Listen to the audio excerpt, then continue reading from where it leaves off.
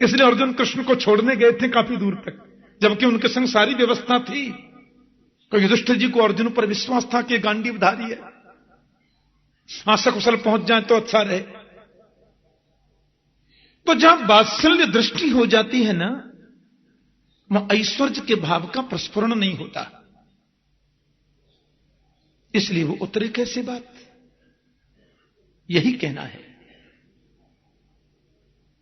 ऐश्वर्य दृष्टि आए बगैर,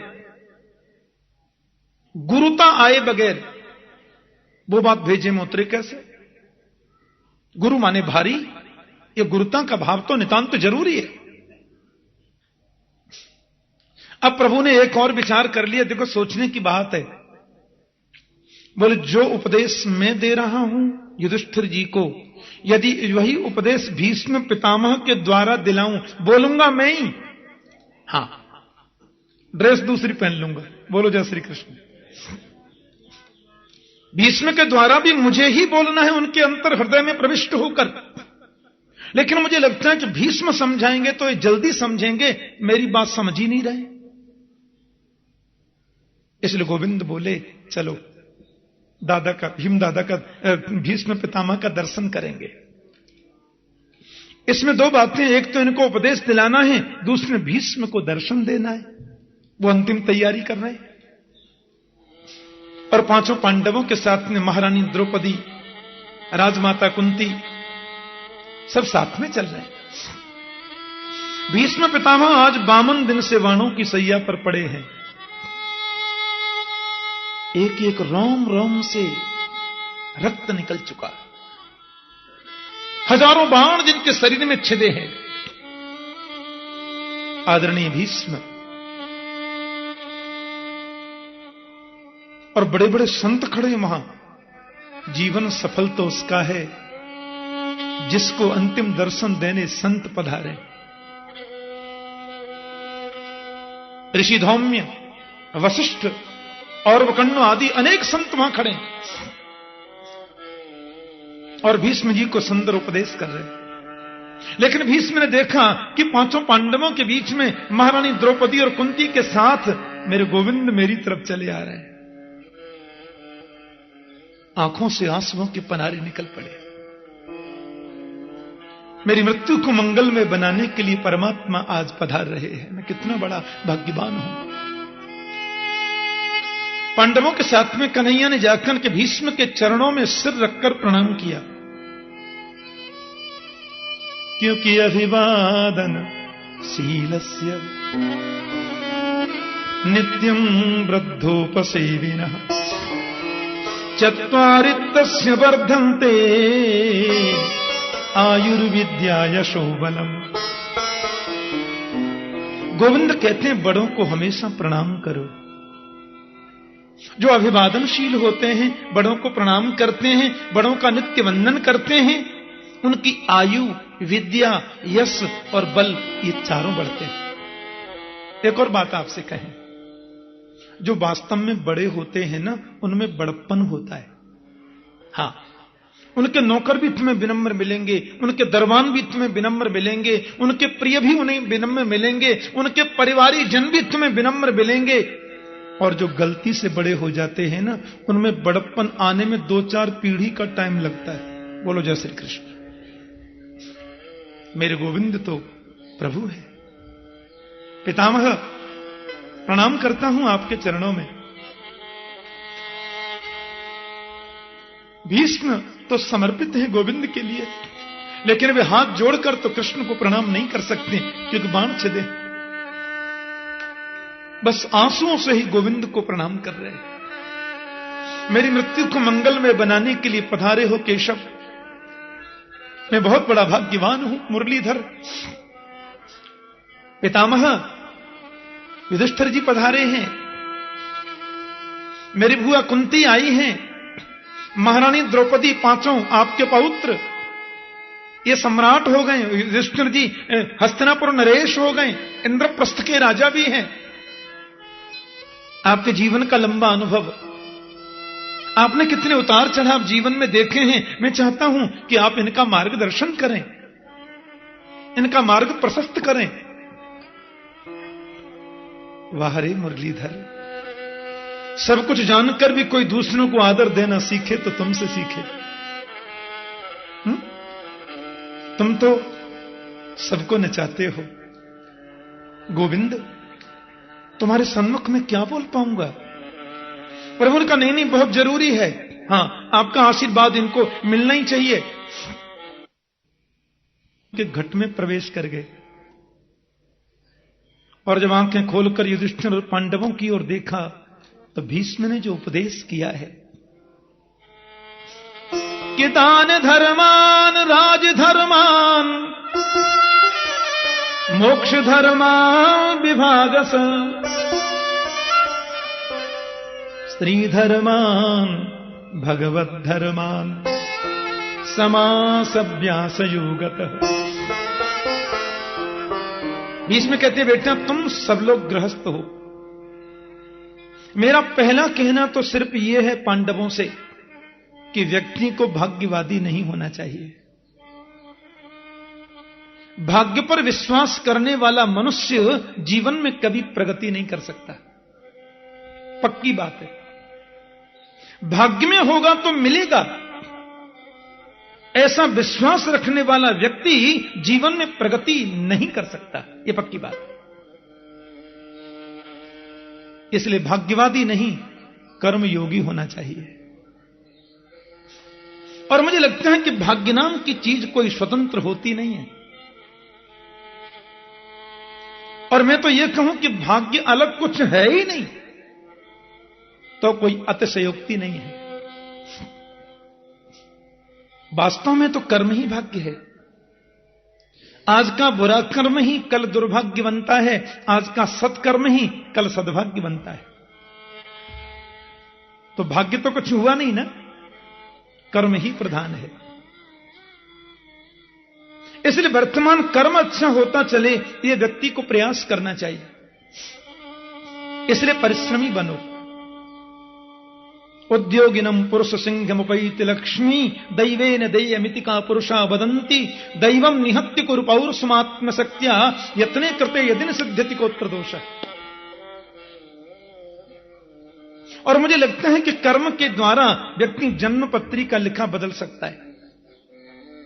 कर्म के माध्यम से व्यक्ति अपनी मस्तिष्क रेखा में परिवर्तन ला सकता है। दैव दैव आलसी पुकारा, भाग्य में होगा तो मिलेगा, ऐसा कहने वाले तो आलसी होते हैं। इसलिए दैवम निहत्य कुरु पौरुषमात्म शक्त्या, भाग्य को छोड़ो, शक्ति से कर्म करो। बौद्धिक श्रम, मानसिक श्रम, शारीरिक श्रम। हां, श्रम करने के बाद भी यदि फल नहीं मिला तो 1% हम यह कह सकते हैं कि श्रम ठीक से नहीं हुआ होगा, इसलिए फल नहीं मिला। लेकिन कर्मयोगी बनो। दूसरी बात, गृहस्थ व्यक्ति को ज्यादा से ज्यादा धन कमाना चाहिए। भीष्म कह रहे हैं खूब धन कमाओ, और जितना धन कमाते हो उसमें ध्यान रखो हम किसी को कष्ट तो नहीं दे रहे, किसी को तकलीफ तो नहीं दे रहे। और जितना धन का अर्जन किया जाए उसका 10वां भाग धर्म के लिए निकालो, दशांश धर्म के लिए निकालो, दान के लिए निकालो। दान करने से धन बढ़ता है, कभी घटता नहीं है। आप एक भी उदाहरण ऐसा नहीं दे सकते कि दान करने वाले व्यक्ति के जीवन में कभी धन की कमी हुई हो, ऐसा आप उदाहरण दे ही नहीं सकते। कुआं है, कुआं में बहुत पानी भरा है, अब पानी खींचना बंद कर दो और 10 वर्षों तक पानी बिल्कुल खींचो ही मत कुएं से। फिर आप 10 वर्ष के बाद कुएं के पास जाओ तो उस पानी से दुर्गंध आने लग जाएगी। जब हम छोटे थे ना, मुझे याद है, तो रंग जी के बगीचा में हम लोग अमरूद खाने आते थे। पहले बगीचा था, हां, माली डंडा लेके भागता भी था, पर अमरूद मीठे थे तो अमरूद खाते और फिर बगीचे में पल्ली तरफ एक दरवाजा है, उधर से और दूर जाते, निकल जाते उधर, और वहां जाकर के फिर पानी, उधर एक कुआं है बहुत बड़ा, आपने देखा ऊपर लाल पत्थर का। तो वहां जब गए तो एक आदमी ने कहा, अरे लाला या को पानी मत पी जाओ। मैंने की क्यों? बोले कई वर्षों से बंद है कुआं, या को पानी खराबी करेगा। कुएं से पानी जितना खींचेंगे आप उतना निर्मल पानी अंदर से निकलेगा। खींचना बंद कर दो, पानी पीने के योग्य नहीं रहता। हम धन केवल जमा करते जाएं, कमाते जाएं, जमा करते जाएं, तो निश्चित रूप से वो धन हमारी आगामी पीढ़ी की बुद्धि को विकृत बनाएगा, जरूर बुद्धि बिगाड़ेगा। कई जगह हम देखते हैं, ठाकुर जी मेरा बड़ा बेटा है, 33 का हो गया, पर अभी कपड़े स्वयं नहीं पहन सकता। मैंने कहा क्यों? डॉक्टर बोलते हैं ये 22 वर्ष पीछे चल रहा है। मैंने कहा क्या मतलब? बोले उम्र है 33 की और बेचारे 8 वर्ष के बच्चे जैसे, पीछे चल रहा है 22 साल। कर लो बाप। कई जगह हम देखते हैं एज हो गई 25 साल की, पागलों जैसे रह रहे हैं बच्चे। अच्छे परिवारों में देखा, दान करते जाओगे तो धन की शुद्धि होती रहेगी, नहीं तो धन पीढ़ी की बुद्धि को बिगाड़ता है। तन पवित्र सेवा किए, धन पवित्र करे दान, मन पवित्र हरि भजन सो होत त्रिविध कल्याण। शरीर की पवित्रता तो सेवा से है। बुजुर्गों की सेवा करें, महापुरुषों की सेवा करें, जो हमसे उम्र में बड़े हैं उनकी सेवा करें। और धन पवित्र होगा दान करने से। दान करने से धन की पवित्रता बढ़ती है। और मन के पवित्र करने का तरीका है मन पवित्र हरि भजन सो। गोविंद के भजन से मन पवित्र होगा। दान करो। एक सज्जन हमसे बोले, बहुत दिन की बात है, मैं छोटा था तब, शायद दिल्ली की बात है। वो अपने हरियाणा के लोग जो होते हैं ना, वो बड़े हाजिर जवाब होते हैं हरियाणा में। हां, कथा सुनने के बाद एक सज्जन मेरे पास में आए, ठाकुर जी आपसे 2 मिनट बात करनी है। मैंने कहा बोलो। सेठ जी थे। बोले आप जो 10% की बात कह रहे थे उसी में कुछ करनी थी बात। मैंने कहा बोलिए। बोले आप 10% की बात कर रहे थे ना, उसमें मेरा सुझाव था। मैंने कहा क्या सुझाव है? बोले ऐसा है महाराज, 50,000 में से 5,000 दान करने में तकलीफ नहीं होती है, पर 50 लाख में से 5 लाख देने में बहुत कष्ट होता है। आप लोग कोई संशोधन नहीं कर सकते क्या शास्त्रों में? मैंने कहा कैसा? 1 लाख तक 10% रखिए ना, अमाउंट ज्यादा हो जाए तो परसेंटेज कम कर दीजिए, ज्यादा मुश्किल होती है फिर। मैंने कहा वो तो देखो शास्त्र की बात है, अपन को अच्छे कार्यों में लगाना, यही कहने का भाव है। दान कहां करें? अपनी संस्कृति की रक्षा के लिए, अपनी संस्कृति की रक्षा के लिए, अपने राष्ट्र की सुरक्षा के लिए, संतों की सेवा के लिए, देवालयों के निर्माण के लिए, जहां विपन्न लोग रहते हैं। यह जरूरी नहीं है कि हम धन का ही दान करें। किसी ने मुझे बुद्धि ज्यादा दी है तो बुद्धि में जो कमजोर है उनको दान करो बुद्धि का। भगवान ने मुझे कोई गुण प्रदान किया है तो उस गुण में जो कम है उनको उसका दान करो। हाँ, जिस चीज का दान करोगे वो चीज बढ़ती है कन्फर्म है। हाँ, चांदी दान करोगे तो चांदी बढ़ेगी, सोना दान करोगे तो सोना बढ़ेगा। हाँ, हीरा दान करोगे तो हीरे बढ़ेंगे, और गाली दान करोगे तो गालियां मिलेंगी, गाली बढ़ेंगी जीवन भर। और सामने वाला नहीं ले वो एक अलग बात है, लेकिन महात्मा बुद्ध जा रहे थे रास्ते में, हाँ, भिक्षा लेते थे ना, भिक्षुक थे महात्मा बुद्ध।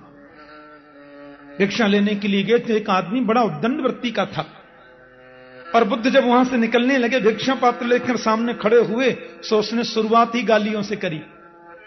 चले आते हैं कहां कहां से, ये बोला। बुद्ध हंसने लगे। तुम ऐसे, तुम ऐसे, तुम ये, तुम वो, तुम ये, तुम, उसने गालियों की झड़ी लगा दी और बुद्ध मुस्कुराते हुए सुन रहे। और परिणाम यह हुआ कि वो जोर जोर से गाली देने लगा और देते देते देते देते गला बैठ गया, मुंह लाल पड़ गया, चेहरा लाल हो गया और बिल्कुल गला बैठ गया, चुप हो गया, रुक गया। तो बुद्ध मुस्कुरा करके बोले, दे दिया, दे दिया? बोले हाँ दे दिया। बुद्ध बोले, पर मैंने आजकल भिक्षा लेना बंद कर दिया, मैंने कुछ लिया ही नहीं, तेरा तुझको अर्पण। जिस चीज का दान ज्यादा करोगे वो बढ़ेगी। हाँ, प्रेम दान करोगे तो प्रेम बढ़ेगा, भक्ति का दान करोगे तो भक्ति बढ़ेगी, ज्ञान का दान करोगे तो ज्ञान बढ़ेगा। कई लोग आंख दान कर देते हैं, फार्म भर देते हैं, हमारी आंख ठीक ठाक हो तो मरने के बाद किसी को दे देना। तो मैंने सुना है जो आंख दान करते हैं अगले जन्म में उनको हिरण जैसी मोटी मोटी आंख मिलती है, अच्छी आंख मिलती है उनको, दान करी थी ना। हाँ, जिस चीज का दान करोगे वो बढ़ेगी, कन्फर्म है, इसलिए दान करो। दूसरी बात, तुम गृहस्थ हो बेटा? जी बाबा। और तुम राजा हो? राजा किसी पत्नी का नहीं होता, राजा किसी मां का नहीं होता, राजा केवल अपने पुत्र का नहीं होता, राजा तो पूरी प्रजा का होता है। इसलिए राजा को चाहिए अपने प्राणों की बाजी लगाकर भी सुरक्षा रखे। और ध्यान रखना, राजा के राज्य में यदि प्रजा दुखी है तो राजा दोषी होता है। राजा पाप तो कभी करे ही नहीं पुत्रों, पाप होते कभी देखे भी नहीं। पाप को रोकने की सामर्थ्य होने के बावजूद यदि पाप होते हुए कोई देखता है तो वो डबल पाप है। मेरी आंखों के सामने पाप कर्म हो रहा है, शक्ति है डटकर मुकाबला करो, मेरे रहते हुए तुम ऐसा नहीं कर सकते। और शक्ति नहीं है तो आंख नीचे करके निकल जाओ वहां से, लेकिन आंखों के सामने पाप होते देखना महापाप है। भीष्म पितामह ये उपदेश कर ही रहे थे कि पांडवों के बीच में खड़ी द्रौपदी हंस गई। भीष्म ने कहा, बेटी आपको हंसी क्यों आई? द्रौपदी तो थर-थर कांपने लगी, डर गई। बेटी मैं कुछ कह रहा था, तुम हंस गई क्यों? नहीं बाबा माफ कर दीजिए, गलती हो गई, वो ऐसी आ गई मुझे हंसी। नहीं बेटी, जो कुलीन स्त्री होती है वो बिना कारण कभी नहीं हंसती, उनकी जरा सी मुस्कुराहट में भी कोई ना कोई कारण छुपा रहता है। तुम्हें बताना ही पड़ेगा हंसी आई क्यों। तुम्हें शायद ये ज्ञान नहीं पुत्री, भीष्म जब बोलता है तो तुम्हारी सास कुंती भी इस तरीके से कभी हंस नहीं सकती। तुम्हें क्यों आई हंसी? द्रौपदी बोली, माफ कर दीजिए पितामह, गलती हो गई। भीष्म रोते हुए बोले, बेटी जो कुलीन घर की महिलाएं होती हैं, ऊंचे खानदान की स्त्रियां होती हैं, जो शिक्षित नारी होती है, उसकी तो जरा सी मुस्कुराहट में भी कोई कारण छुपा रहता है, वो बिना कारण कभी नहीं हंसती। बेटी इस कुंठा को लेकर मैं मरना नहीं चाहता, तुझे बताना ही होगा हंसी आई क्यों। द्रौपदी ने साहस किया, आखिर भीष्म के सामने बोलना। द्रौपदी बोली, आज तो बड़े भारी ज्ञान का उपदेश कर रहे हो पितामह कि आंखों के सामने पाप होते हुए देखना महापाप है। यदि यह महापाप है तो यह महापाप आपने क्यों किया? मैंने किया? द्रौपदी बोली, स्मरण करो पितामह, दुष्ट दुशासन मुझे खींच करके लाया, कौरवों की भरी सभा में मेरा अपमान हुआ। मैं पढ़ी लिखी नारी हूं, क्योंकि प्राचीन भारत में अशिक्षित नारी तो होती ही नहीं थी। प्राचीन भारत में स्त्रियां जितनी पढ़ी लिखी और शिक्षित होती थीं, उसका 2% भी आजकल नहीं है। मैं कौरव पांडवों के संविधान का मुझे ज्ञान है। जब सभा में खींचकर मुझे दुशासन लाया तो सभा में सबसे ऊंचे सिंहासन पर आप बैठे थे, कौरव पांडवों के पितामह, अतिरथी वीर, 12 भागवतों में जिसका नाम। मुझे याद है मैंने सबसे पहला प्रश्न आपसे किया था और रोते हुए किया था कि पितामह की रजस्वला नारी को सभा में खींचकर लाया जाना यह कहां का धर्म है? यदि आप इसको नहीं मानते तो मैंने दूसरा प्रश्न किया था कि पांडव लोग जब जुए में हार कर स्वयं दास बन गए तो एक दास को, एक रानी को दांव पर लगाने का क्या अधिकार है? और मैं जानती हूं कि कौरव पांडवों के संविधान में सबसे ज्यादा अधिकार आपको मिले हैं। आप उंगली उठाकर इशारा कर देते तो हिम्मत नहीं होती दुशासन की मेरी साड़ी को खींचता, हिम्मत नहीं होती पापी दुर्योधन की मुझे अपनी जंघा पर बैठने का इशारा करता। लेकिन मैं आपसे प्रश्न करती रही और आप नीचे सिर करके बैठे रहे, ये सब देखते रहे आप। आज कहते हैं आंखों के सामने पाप होते देखना महापाप है, तो ये महापाप आपने क्यों किया? महाराज ये बात सुनते ही भीष्म के नेत्रों से आंसुओं के पनारे निकल पड़े। रोते हुए बोले, पुत्री तू बिल्कुल सत्य कहती है, मैं वही अभागा भीष्म हूं जिसकी आंखों के सामने ये अन्याय होता रहा और मैं सब देखता रहा। पर तू जानती है आज मैं 52 दिन से बाणों की सैया पर पड़ा हूं। तूने देखा है द्रौपदी, मेरे रोम रोम में बाण छिदे हैं और एक एक बूंद करके रक्त मेरे शरीर से निकल चुका। और मुझे ऐसा लगता है कि 2000 बिच्छू यदि एक साथ डंक मारें, 2000 बिच्छू यदि एक साथ डंक मार दें, उससे जितनी वेदना होती है उससे भी 1000 गुनी वेदना इसमें मुझे है। मेरे रोम रोम में बाण लगे हैं बेटी, एक दिन से नहीं 52 दिन से। मैं चाहता तो पहले दिन ही मृत्यु को प्रवरण कर लेता, लेकिन मैं 52 दिन से उस तकलीफ को सह रहा हूं। क्यों? क्योंकि मैं उसी पाप का प्रायश्चित कर रहा हूं। मेरे जीवन में यह अपराध हुआ है, मेरे जीवन में यह गलती हुई है और तूने आज उसका एहसास कराया है मुझे। पर एक और बात बताऊं बेटी, आहार शुद्धौ सत्व शुद्धि, सत्व शुद्धौ ध्रुवा स्मृति। जैसा खाओ अन्न वैसा होवे मन। मुझे लगता है कि मैंने दुष्ट दुर्योधन का दूषित अन्न खाया था उस समय, इसलिए मेरी बुद्धि में विकृति पैदा हो गई थी। और बेटी चाह कर भी मैं उस कार्य को रोक नहीं सका। ये तो गोविंद ने कृपा कर दी ना, तेरे गोविंद वहां पधारे और सारी प्रजा ने देखा, सारी बीच नारी है कि नारी बीच सारी है, सारी ही की नारी है कि नारी ही की सारी है। जिसका रक्षक ये मुरलीधर है बेटी, उसका कोई क्या बिगाड़ सकता है? द्रौपदी चरणों में गिर के बोली, पितामह मुझे क्षमा कर दीजिए, आपके मन को तकलीफ देने का मेरा कोई मंतव्य नहीं था। तो दान धर्मान राजधर्मान मोक्ष धर्मान विभागस। राजधर्म, दान धर्म, मोक्ष धर्म की व्याख्या भीष्म ने करी और स्त्री धर्मान भगवत धर्मान, स्त्री धर्म और भागवत धर्म की व्याख्या की।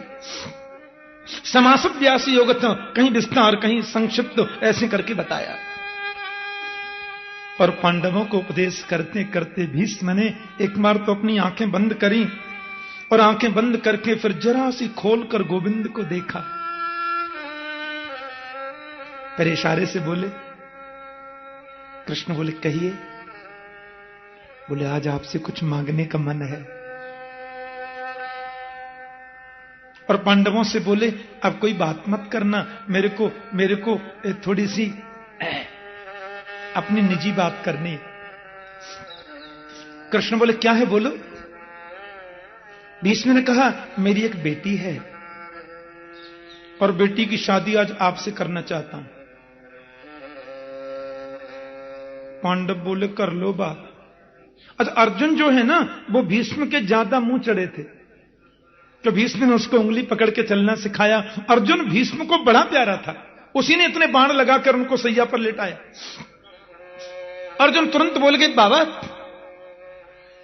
हमने तो कभी देखी नहीं, कौन सी बेटी। एक बोले आप तो नैष्ठिक बाल ब्रह्मचारी, शादी नहीं करी तो बेटी कौन सी। भीष्म बोले मेरी पर्सनल बात है। बोलो जय श्री कृष्ण। हाँ, मैं किस बेटी की बात कर रहा हूं वो इसको मालूम है, टेढ़ी टांग वाले को। हम भी तो जाने। भीष्म कहते हैं मेरी बेटी का नाम है मति, बुद्धि। इति मति रूप कल्पिता वितृष्णा भगवती सात्वत पुंगमे विभुम्नि स्वसुखमुपगते क्वचिद विहर्तुम प्रकृतिमुपेयुषि यद्भव प्रवाह। मेरी जो कुमारी बेटी बुद्धि है उस बुद्धि को मैं आज आपको समर्पित करना चाहता हूं। इति मति रूप कल्पिता। भगवान का बुद्धि मुझे समर्पित मत करिए, क्योंकि लोग बुद्धि मुझे देते हैं तो साथ में तृष्णा भी देते हैं। बोले नहीं केशव, वितृष्णा विगता तृष्णा वितृष्णा। अब मेरी बुद्धि में कोई तृष्णा नहीं है, कोई कामना नहीं है, कोई आकांक्षा नहीं है, क्योंकि मुझे लगता है जब तक बुद्धि आपका वर्ण नहीं करे वो सद्बुद्धि नहीं होती। मेरी बेटी का वर्ण कर लो केशव, क्योंकि इस बुद्धि को अब और कोई भटकाना नहीं चाहता। ये बहुत भटकी है संसार में, बहुत भटकी है दुनिया में। अब तो बुद्धि की डोर केवल तुम्हारे चरणों में लग जाए ये चाहता हूं। एक एक झांकी तुम्हारी स्मरण होती है, और जिस झांकी को मैं देखता हूं ना वहीं पर गड़ जाती हैं नजरें, हटने का नाम नहीं लेती। आहा, ये अर्जुन है ना, बाणों से छेद रखा मेरा शरीर। इसने बड़े गुमान में कह दिया था सैनयो रुभयो मध्य रथम स्थापय मेक्षुत। हे अच्युत, दोनों सेनाओं के बीच में मेरे रथ की स्थापना करो। कैर्मया सह योद्धव्यम अस्मिन रण समुद्यमे। मैं देखूं तो सही मुझे किसके साथ में युद्ध करना है। और आपने जब रथ बीच में खड़ा कर दिया सो हाथ पैर फूल गए। मेरे बाबा, मेरे ताऊ के बेटे, मेरे मामा के बेटे, मेरे काका, मेरे ये मेरे वो, धनुष्मान छोड़ के पीछे गिर गया। उस समय मैंने देखा है कोई शब्द, मैंने देखा उस समय आपके उस दृश्य को। एक हाथ में लगा था घोड़े का चाबुक और एक में लगी थी घोड़ों की लगाम। और इस प्रकार टेढ़ी नजर से अर्जुन को देखते हुए आपने जो उपदेश किया था, नैनम छिन्दन्ति शस्त्राणि नैनम दहति पावक न चैनम क्लेदयन्ति आपो न शोषयति मारुतः। दो दो माइक सामने लगे हों, तीन तीन गद्दे नीचे बिछे हों, आप जैसे हजारों श्रोतागण प्रेम से कथा सुन रहे हो, तो 3 घंटे क्या मैं 30 घंटे नॉन स्टॉप सुना सकता हूं। बड़ी बात नहीं है। लेकिन जहां दोनों तरफ लाखों सैनिक खड़े हों और युद्ध का शंख बज चुका हो, सब सैनिकों के हाथ में धनुष्मान तने हों, बड़े बड़े वायव्यास्त्र, पाशुपतास्त्र, आग्नेयास्त्र सब एकदम सुसज्जित हों, और एक हाथ में लगी है लगाम, दूसरे में लगी घोड़े की चाबुक, उस समय गीतोपदेश करना गोविंद सिवाय तुम्हारे किसी और की बस की बात नहीं है। 3 गद्दों पर बैठकर तो उपदेश कोई भी कर लेगा, लेकिन ऐसी विषम परिस्थिति में आत्मोपदेश करना, यह सिवाय योगेश्वर तुम्हारी सामर्थ्य। आज मैं याद करता हूं अपने अंतिम क्षणों में वो झांकी मेरे दिल में आकर के बैठ जाए, और आप जैसे कृपालु कौन हो सकता मेरे प्रभु। आप तो अपनी बात कभी रखते ही नहीं,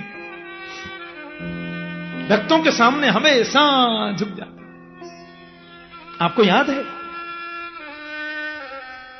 जब मैं कौरवों की सेना का सेनापति बना तो मुझे पता चला कि कृष्ण ने प्रतिज्ञा की है मैं अस्त्र शस्त्र ग्रहण नहीं करूंगा। भीष्म कहते हैं